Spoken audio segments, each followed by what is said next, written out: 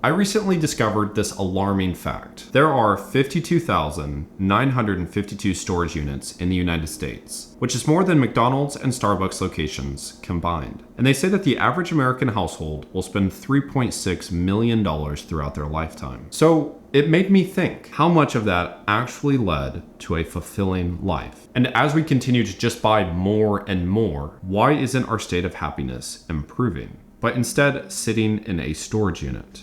Well, I actually want to make the argument that the problem does not lie in the stuff itself. Here are my 7 simple tips to declutter your life, Self-Realization Edition.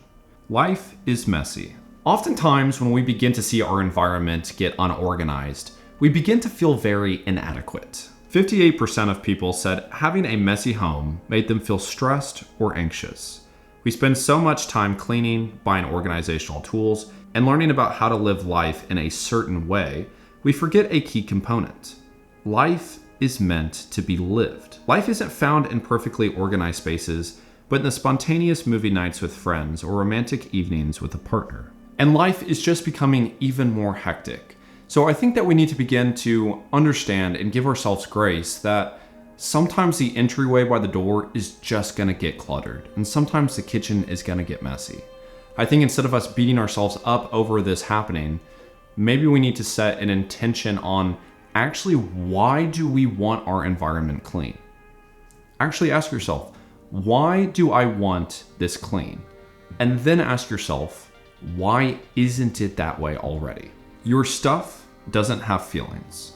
I, just like most people during my decluttering journey, felt the hardship of being attached to a physical object. We become attached to how it reminds us of an enjoyable moment, or a reflection of a not so great one. We begin to feel that the item itself was responsible for the event, or it was there with us. So I've had this shirt for about 5 years now.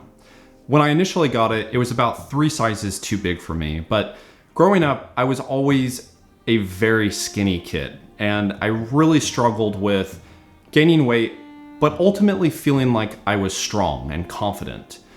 So I used this shirt as a goal of I want to become muscular enough to be able to fit in the shirt and to have it look good. So fast forward 5 years, I can fit in it, and it's actually somewhat tight. And while initially for the first 30 seconds when I put the shirt on, it felt great that I was able to achieve that goal. But then I realized that even while I've been able to fit in this for quite some time, this is the first time I put it on, really, for this video. And I realized that this shirt does not represent the sacrifices, the hard work, and ultimately, unfortunately in my case, the harsh body shaming that I've put upon myself to achieve that goal. Now, I wasn't gaining weight specifically to fit in this shirt, but it was a representation of what I was wanting to go to. But if I didn't tell you guys what happened with the shirt, what the reason was that I put it on, you would just be thinking, this guy looks freaking handsome in pink. But in all seriousness, you would have no idea what this shirt has value, because ultimately what has worth and what has the emotion and the memories does not have anything to do with a physical item. It all has to do with yourself and your story and what it is that you are doing intentionally in your own life. Worth does not come from the outside. It stems from within. And if this struck a chord with you, go and look at that physical item and reflect, why do I feel like this is providing value in my life? And how can I actually provide that to myself? Consumption. Run through this with me real quick. The average person sleeps 7.5 hours a day, and they get up and they rush out of bed and they get into their car, with the average car price in the United States being $48,000 and the average person driving 28 minutes to work. They then work an average of 8.5 hours with an average hourly rate of $28.34, or an annual salary of $59,428. They then get back into their car and they drive home to the average home price of $416,000. Now, you may be thinking, wow, that is a lot of money. We are really over leveraging our income. But you also might be still held up on how good I looked in that pink shirt. But I'm actually going to show what is the surprising statistic in this. Once home, the average person spends 4.9 hours watching TV. That brings us to about 22 hours of your day in total, not including the average of 1 hour a day online shopping, eating, and social interactions. And of course, this is just rough numbers and we're just estimating for what the average person is doing, but it really is able to just show what the average person is spending their time and their money on. On top of all of this, the average American spends $18,000 on non-discretionary items. And while I really did want to discuss how much money we have that's going to non-discretionary items and where it is that our money is going to, ultimately what I wanted to highlight was actually how much time we're consuming. If you think about just the average person's day, 4.9 hours watching TV, leaving you 22 hours of your day already taken, how do you ever break free of the never-ending cycle? So what I think that this does is, in a grand scheme of things, I think that it should highlight the fact of how intentional we need to be with all of our actions. If you think that work is really holding you back, ultimately it's just 8.5 hours of your day. You still have a lot of other time that you can use to promote what it is you want to do with your life.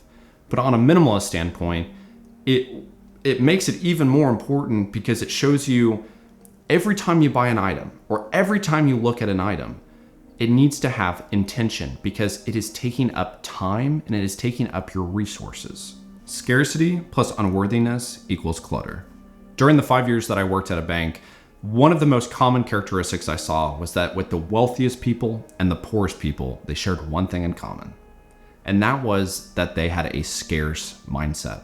The wealthiest people had such a big fear that they would lose some of their money that they tried to hoard onto it best that they could, as if there wasn't more out there to be shared. And the poorest people were doing everything they could to be able to grab and bring into them money as if it couldn't come naturally. But interestingly enough, the other thing that happened after they would share their concerns was they would talk about what it is they're buying. And oftentimes it was the same thing. They were spending money on things that made them feel like they had worth or to show that they had success. And as a culture, we really feel that the more we get, the more that we are worth. But in reality, the more things that we buy or that we consume or that we hold on to ultimately just shows that we are in a scarce mindset because we are trying to cover up ourselves with all of these other belongings because we don't want other people to see what it is that's actually going on within us. Start removing and start shaping. At the beginning of my minimalism journey, I felt like I really needed to strip out a lot of my life because I needed to fit the minimalist definition and the aesthetic behind that. And my life sucked. The goal in decluttering or minimalism or whatever lifestyle it is that you want to live is to be able to remove the excess or the waste or what it is that you don't like in your life, to be able to prioritize what it is that you want. What is it that you want in your life? But there is one main problem with this, and it's the fact that we actually don't ask ourselves what we want. So ask yourself literally right now, what is it that you want with your life? And put the answer down in the comments if you feel comfortable about it as a way to hold yourself accountable to this question. It would make sense that our environment is messy if we don't have a desired outcome of why we want it clean, of what purpose and intention it is doing in our own lives. A little is better than nothing. While this is very simple, unfortunately, this is just difficult to live out in your life. As a society, we are very much all or nothing. We expect to be experts, rich and full of experiences as soon as possible.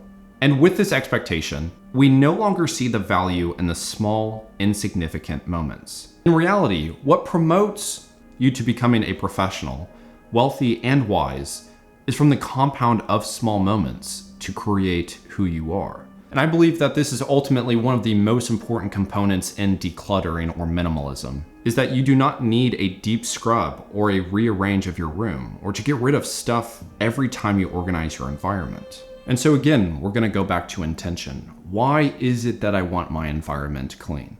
And whatever that answer is to you, spend 20 minutes twice a week of intentional cleaning or intentional tidying.